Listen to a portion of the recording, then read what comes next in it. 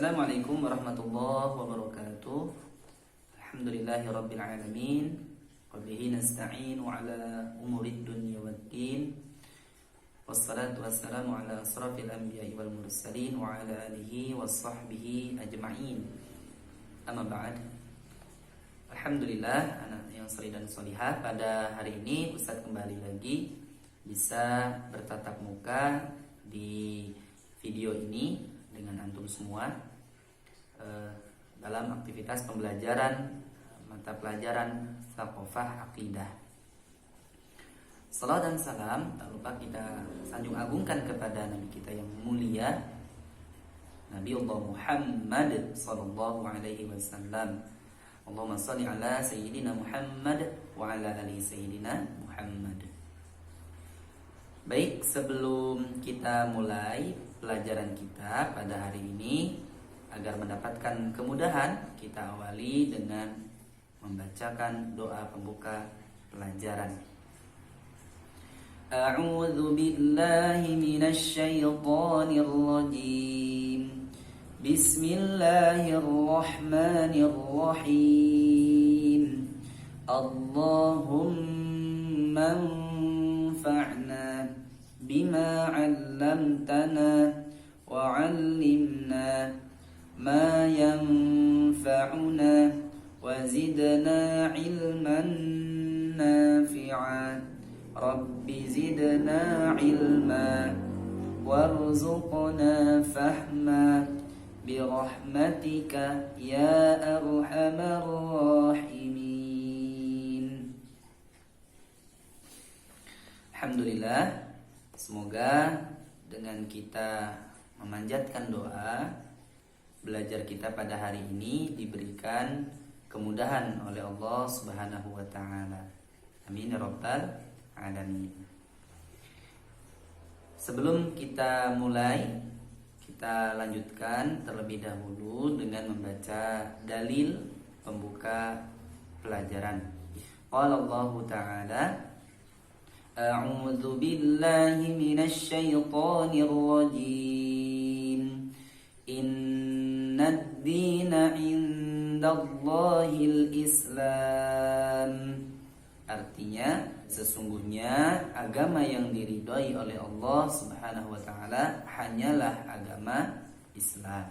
Quran surat Ali Imran ayat 19. Baik, langsung saja Ustaz akan menjelaskan tema pembelajaran kita pada hari ini, yaitu Islam adalah agama yang tinggi dan tidak ada yang menandingi ketinggiannya. Di dalam sebuah riwayat hadis yang diriwayatkan oleh Ad-Darqutni dikatakan, Al-Islamu ya'lu wa la yu'la alaihi. Artinya, Islam adalah agama yang tinggi dan tidak ada yang menandingi ketinggiannya.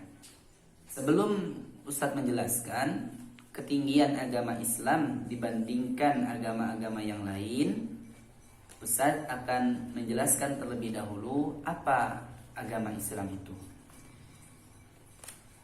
Agama Islam adalah agama yang diturunkan oleh Allah Subhanahu wa taala kepada Rasulullah sallallahu alaihi wasallam untuk mengatur manusia di dalam berhubungan dengan Sang Pencipta dan mengatur manusia di dalam hubungan dengan manusia yang lainnya dan mengatur manusia di dalam hubungan dengan dirinya sendiri. Lalu, di mana letak ketinggian agama Islam dibandingkan agama yang lain? Agama Islam dikatakan agama yang tinggi, sedangkan agama yang lain adalah agama yang rendah. Adalah bahwa agama Islam adalah agama yang sempurna dan lengkap di dalam mengatur kehidupan manusia. Sedangkan agama yang lain adalah agama yang tidak lengkap dan tidak sempurna di dalam mengatur kehidupan manusia. Contohnya, Agama Islam selain mengatur masalah ibadah seperti halnya sholat, puasa, zakat, dan haji, agama Islam juga mengatur bagaimana cara kita berjual beli. Selain itu, agama Islam juga mengajarkan bagaimana mengatur urusan negara, di mana di dalam Islam telah dicontohkan oleh baginda Nabiullah Muhammad SAW ketika di Madinah, dan dilanjutkan oleh para sahabat, yang mana mereka memberikan contoh di dalam aktivitas mengurusi urusan negara. Sehingga Islam tidak hanya mengatur urusan ibadah, dari urusan yang paling kecil sampai kepada urusan yang paling besar. Sejak kita bangun tidur sampai kita tidur kembali.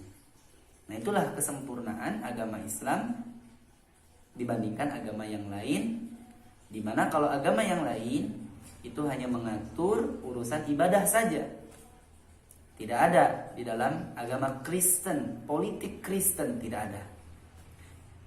Tidak ada di dalam agama Hindu, jual beli dalam hukum Hindu tidak ada.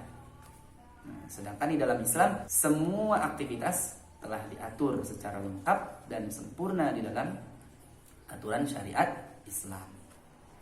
Inilah yang membedakan agama Islam dengan yang lain, sehingga agama Islam itu merupakan agama yang tinggi, berbeda kedudukannya dengan agama yang lain. Agama yang lain adalah agama yang tidak sempurna, yang tidak lengkap, dan rendah. Selain agama Islam adalah agama yang sempurna, yang lengkap di dalam mengatur kehidupan manusia, agama Islam adalah agama yang dibangun di atas dasar keyakinan yang memuaskan akal manusia. Sedangkan agama yang lain, dasar keyakinannya tidak sesuai dengan akal manusia. Contohnya, di dalam keyakinan mereka telah disebutkan di dalam Al-Quran. Quran surat At-Taubah ayat 30. Allah Subhanahu wa taala berfirman, A'udzu billahi minasy syaithanir rajim. وقالت اليهود عزير ابن الله وقالت النصارى المسيح ابن الله ذلك قولهم بأفواههم يضاهئون قول الذين كفروا من قبل قاتلهم الله أَنَّا يُؤْفَكُونَ. Yang artinya, orang-orang Yahudi berkata Uzair itu putra Allah, dan orang-orang Nasrani berkata Al-Masih itu putra Allah. Demikianlah itu ucapan mereka dengan mulut mereka. Mereka meniru perkataan orang-orang kafir yang terdahulu. Dilaknati Allah mereka. Bagaimana mereka sampai berpaling. Quran surat At-Taubah ayat 30. Bahkan di dalam agama Nasrani, Tuhan mereka adalah 3. Dalam satu itu 3. Sesuatu yang tidak masuk akal. Dikatakan di dalam satu ayat bahwa apabila jumlah Tuhan itu berbilang, bahwa Tuhan itu lebih dari 1, niscaya langit itu akan runtuh, alam semesta akan hancur dengan seketika. Tidak akan pernah terjadi penciptaan manusia, alam semesta, dan kehidupan. Kenapa? Karena masing-masing Tuhan itu akan saling berperang, memperebutkan posisi Tuhan yang sebenarnya. Sehingga keteraturan alam semesta, terciptanya manusia, alam semesta, dan kehidupan, terjadi keteraturan di alam semesta ini itu karena Tuhan itu hanya 1, bukan lebih dari 1. Sebagaimana juga di dalam agama-agama yang lain. Dalam keyakinan Hindu ada Siwa, Wisnu, Brahma, dan lain-lain. Agama yang mengajarkan bahwa Tuhan itu lebih dari satu. Sesuatu yang tidak masuk akal, karena tidak mungkin bisa terjadi keteraturan di alam semesta, dan tidak mungkin bisa ada manusia, bisa ada alam semesta, bisa ada kehidupan jika Tuhan itu lebih dari satu. Tuhan tidak akan sempat menciptakan manusia, alam semesta, dan kehidupan kalau Tuhannya berperang. Tuhan akan lebih fokus berperang terlebih dahulu dengan Tuhan-Tuhan yang lain dibandingkan dia menciptakan apa yang mau dia ciptakan. Itulah kenapa bahwa sesungguhnya tidak ada Tuhan kecuali hanya satu. Dan agama-agama lain yang mengatakan Tuhan itu lebih dari satu, jelas bahwa itu adalah sesuatu yang tidak masuk akal dan tidak sesuai dengan kenyataan. Nah, begitupun dengan keyakinan di dalam agama Kristen dan agama Yahudi yang mengatakan bahwa Allah itu punya anak. Subhanallah, maha suci Allah atas apa yang mereka katakan, bahwa Allah itu lam yalid wa lam yulad. Allah itu tidak beranak dan tidak pula diperanakkan. Walam yakul lahu kufuwan ahad. Dan Allah itu berbeda dengan yang lain, tidak ada yang menyamainya. Jika Allah memiliki anak, berarti Allah itu sama seperti makhluk. Jika Allah sama seperti makhluk, artinya Allah bukan Tuhan. Itulah yang tidak masuk akal, bahwa Allah dikatakan memiliki anak. Sehingga agama-agama lain selain Islam, dasar keyakinan mereka terhadap Tuhan itu tidak sesuai dengan akal manusia. Sehingga dari sini kita bisa memahami bahwa mengapa agama Islam itu sebagai agama yang tinggi, sedangkan agama yang lain rendah. Bahkan agama lain itu tidak bisa dijadikan sebagai agama yang mengatur manusia, karena manusia hidup itu punya banyak masalah, akan menghadapi banyak ujian, akan menghadapi banyak problematika. Apabila solusi yang diberikan oleh agama itu tidak lengkap, sebagaimana agama-agama lain selain agama Islam, maka tentu agama-agama lain selain agama Islam sebenarnya tidak layak dijadikan sebagai agama yang mengatur kehidupan manusia, karena manusia punya banyak masalah yang harus diselesaikan. Karena manusia butuh petunjuk, butuh banyak aturan, sehingga setiap aktivitas kehidupan itu bisa berjalan dengan baik. Disinilah kita bisa yakin bahwa agama Islam adalah agama yang memang berbeda dengan agama yang lain.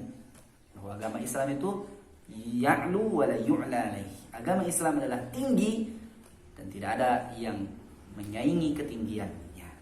Agama yang lain adalah rendah dan tidak layak mengatur kehidupan manusia. Demikian materi dari Ustadz. Apabila antum masih belum memahami penjelasan ini, silakan tulis di kolom komentar untuk bertanya. Insya Allah nanti akan Ustadz tanggapi. Apabila sudah paham, Ustadz akan berikan tugas. Tugas Ustadz adalah sebutkan 2 hal yang menjadikan agama Islam itu tinggi dan tidak ada yang menyaingi ketinggiannya. Silakan tulis di kolom komentar. Yang komentar akan Ustadz catat namanya dan akan diberikan nilai tambah dari Ustadz. Ya. Allah alam bisawab. Mungkin itu yang bisa Ustadz sampaikan pada pertemuan hari ini. Demikian kita tutup dengan membaca doa penutup majelis. Subhanakallahumma wa bihamdika asyhadu an la ilaha illa anta astaghfiruka wa atubu ilaik. Assalamualaikum warahmatullahi wabarakatuh.